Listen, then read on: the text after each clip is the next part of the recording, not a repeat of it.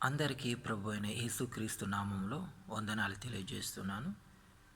ఈరోజు మన వాక్య ధ్యానంగా కీర్తనల గ్రంథము 55వ అధ్యాయము 22వ వచనాన్ని చూద్దాం.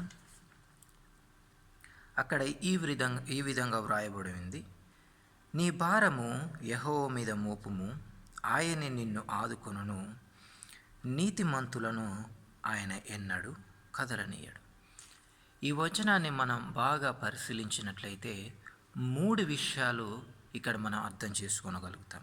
ఆ 3 విషయాలు ఏంటయ్యా అంటే, మొదటిది నీ భారము యెహోవా మీద మోపము, రెండవది ఆయన నిన్ను ఆదుకొనును, మూడవది నీతిమంతులను ఆయన ఎన్నడూ కదలనీయడు.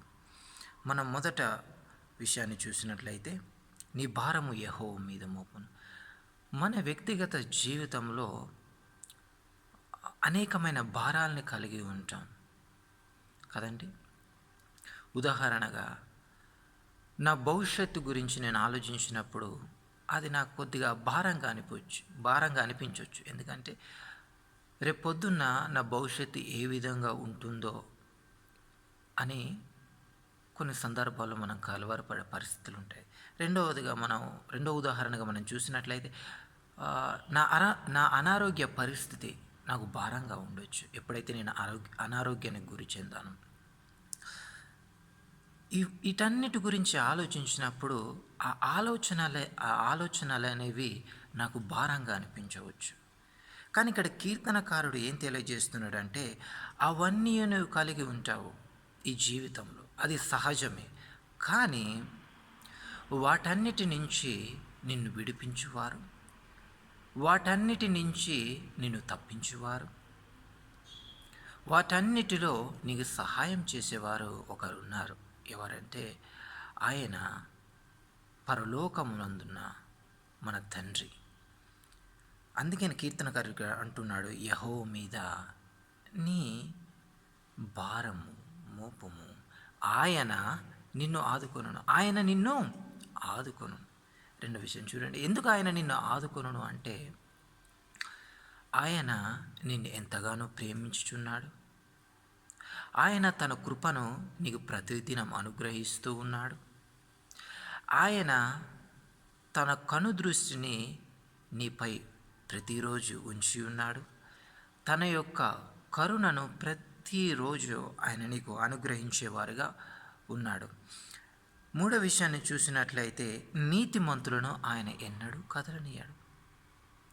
ఎంత గొప్ప వచనం అని కదండి. నీతిమంతులను ఆయన ఎన్నడూ కదలనీయడు. ఎందుకు ఆయన ఎన్నడూ కదలనీయడు? దాని వెనుకున్న కారణం ఏంటి?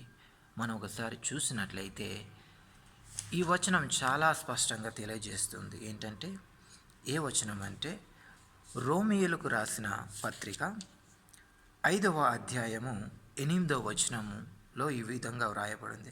అయితే దేవుడు మన ఎడల తన ప్రేమను వెల్లడిపరుచుచున్నాడు. ఎట్లనగా, మనమింకను పాపులమై ఉండగానే క్రీస్తు మన కొరకు చనిపోయాను. ఎంత గొప్ప మాట అండి. దేవుడు మనల్ని ఎంతగానో ప్రేమించాడు. దేవుడు తన కుమారుణ్ణి మన కొరకు ఆ శిలువపై మరణించడానికి కూడా అప్పగించేవాడిగా ఉన్నాడు.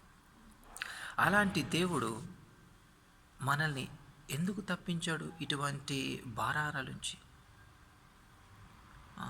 మన జీవితాలు ఆయన క్రీస్తులో భద్రపరిచి ఉన్నాడు.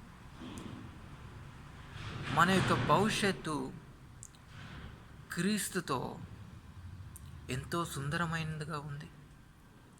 కీర్తనకారుడు ఈ విషయాలు ఎందుకు తెలియజేస్తున్నాడయ్యా అంటే, తన వ్యక్తిగత జీవితంలో ఆయన ఇటువంటి సంఘటనలను ఎదుర్కొని ఉన్నాడు.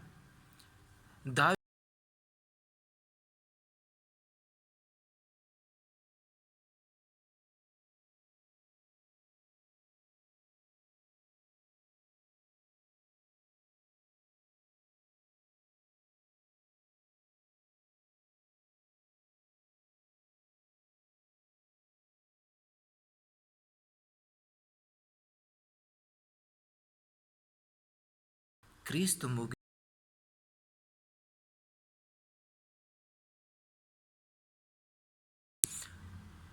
శత్రువులు అనేక మంది, తనకు అటువంటి భారాన్ని కలిగి ఉన్నాం. శత్రువుల పక్క తరుముచూ ఉన్నారు. తన కుమారుడే, సొంత కుమారుడే తనని తరుముచూ ఉన్నాడు. అది ఒక భారంగా మారింది. తర్వాత ఎప్పుడైతే బత్షెబతో పాపం చేశాడో అది ఒక భారంగా మారింది. తన జీవితంలో మనశ్శాంతిని కోల్పోయాడు. కానీ ఎప్పుడైతే అతను తెలుసుకున్నాడో, నాకు నేనుగా నేను ఏమీ చేయలేను, ఈ భారాల నుంచి నన్ను నేను విడిపించుకోలేను, నేను కేవలం క్రీస్తు వైపు చూసినప్పుడు, కేవలం తండ్రిపై ఆధారపడినప్పుడు, కేవలం ఆయన మాత్రమే నాకు కృపను అనుగ్రహించి నా జీవితంలో నెమ్మదికరమైన జీవితాన్ని అనుగ్రహించిన వాడని తెలుసుకున్నప్పుడు అని గ్రహించేవాడిగా ఉన్నాడు. మన జీవితాలలో కూడా అనేక సందర్భాలలో ఇటువంటి పరిస్థితులకు గురవుతూ ఉంటాం. కాబట్టి ఎటువంటి సందేహం లేకుండా ఇటువంటి పరిస్థితులు ఎదురైనప్పుడు దేవుని వాక్యాన్ని మనం ధ్యానించినప్పుడు మనకు నెమ్మది, దేవునికి మొరపెట్టినప్పుడు దేవుడు మన పక్షముగా ఉంటాడు కదండి. కాబట్టి మనం ఈ యొక్క కొన్ని మాటలపైన ఏకాగ్రతను ఉంచినట్లయితే దేవుడు ఎంత ఉన్నతమైన వాడో అర్థమవుతుందన్నమాట. కనుక ఈ చిన్న వాక్యం దేవుడు దీవించునుగాక. ఆమేన్.